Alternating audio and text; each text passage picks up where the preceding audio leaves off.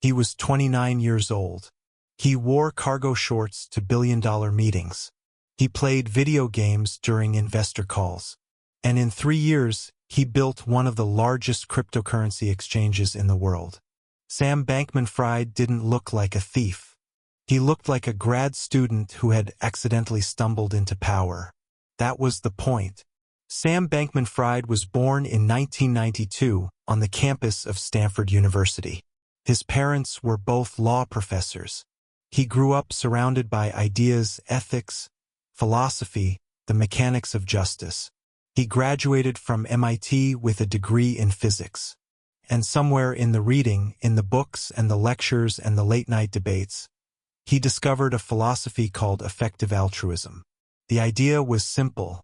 If you wanted to do good in the world, the most efficient way was to earn as much money as possible and give it away. Earn to give. Not charity. Not religion. Mathematics. Sam embraced it completely. He spoke about it in every interview.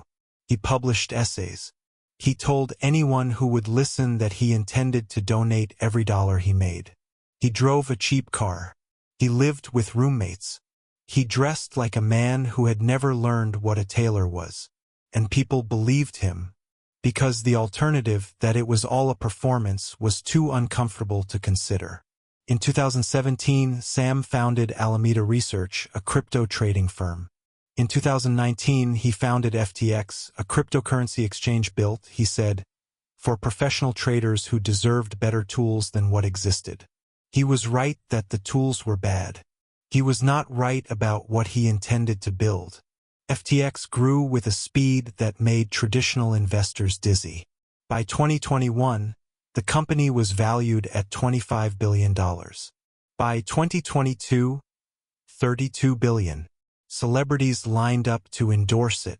Tom Brady, Steph Curry, Shaquille O'Neal, Naomi Osaka, Super Bowl commercials, stadium naming rights, a deal with the Miami Heat arena that put the FTX name above the door. Mainstream media called Sam the next Warren Buffett. He appeared on the cover of Fortune magazine.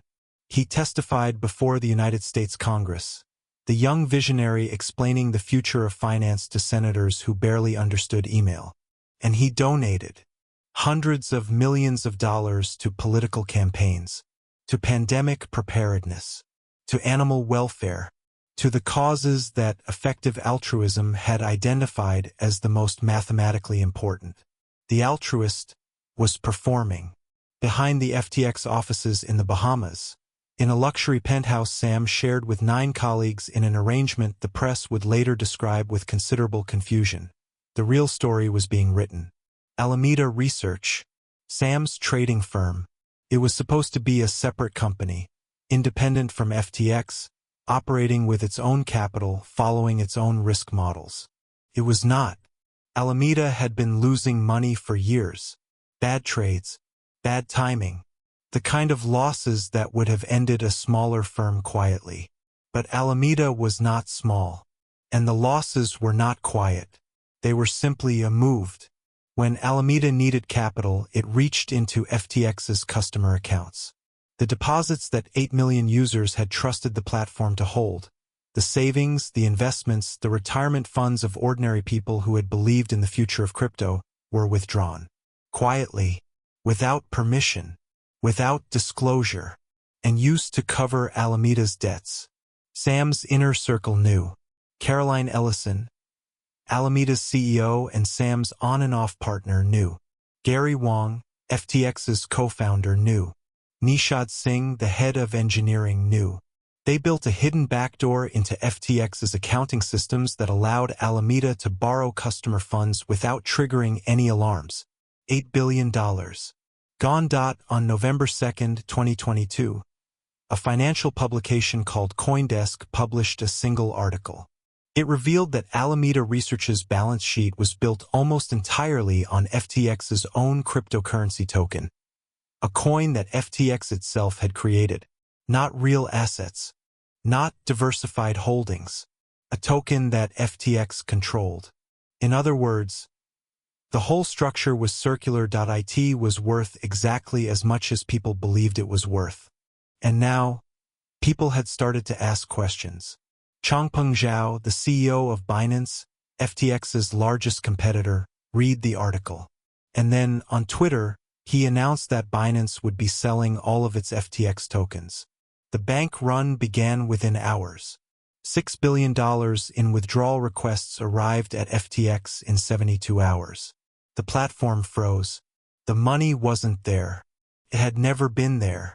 On November 8th, Sam announced that Binance had agreed to acquire FTX, a rescue deal that would cover the missing funds.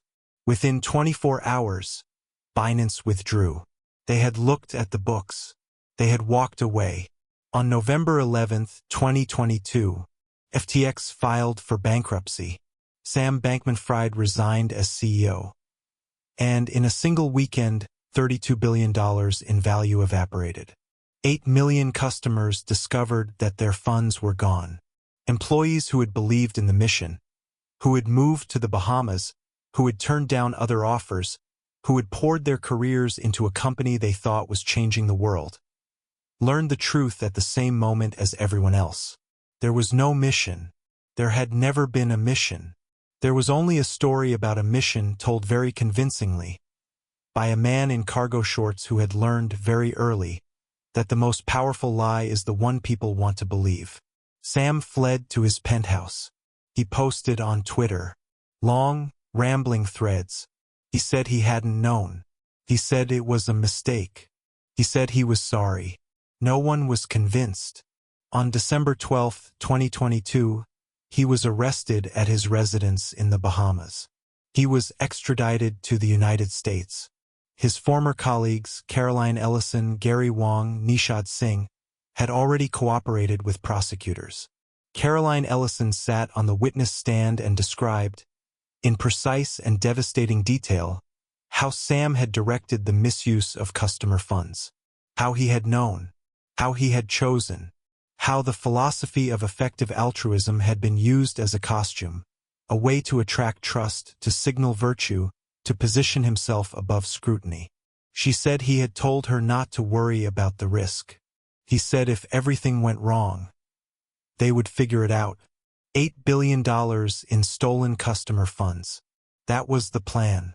On November 2, 2023, exactly 1 year after the CoinDesk article, the jury returned after just 4 hours of deliberation. Guilty on all 7 counts. Fraud, conspiracy, money laundering. On March 28, 2024, Sam Bankman-Fried stood before a federal judge in New York. He was 31 years old. He had prepared a statement. He said he was haunted by what had happened to his customers. The judge sentenced him to 25 years in federal prison. The man who had claimed he wanted to save the world will spend the next quarter century inside it. The celebrities who had endorsed FTX were sued. Some settled. Others fought. The stadium in Miami quietly removed the FTX name from above the door. The Super Bowl commercials vanished from the internet. And the 8 million customers, the ordinary people who had trusted a platform run by a man who quoted philosophy and donated to charity, began the long, uncertain process of trying to recover what was taken from them. Some will. Many won't. Effective altruism teaches that the ends justify the means, that if the goal is good enough, the path to get there is secondary. Sam Bankman-Fried took that logic to its conclusion. He decided his goal, saving the world, was important enough to steal for, and in doing so, he destroyed the lives of the people he claimed to want to save. Karma doesn't read philosophy. It reads actions. And the bill always arrives. If this story made you think, subscribe now. Every week, a new chapter in the history of greed, consequence, and the justice that no amount of money can delay forever. This is Karma Unleashed.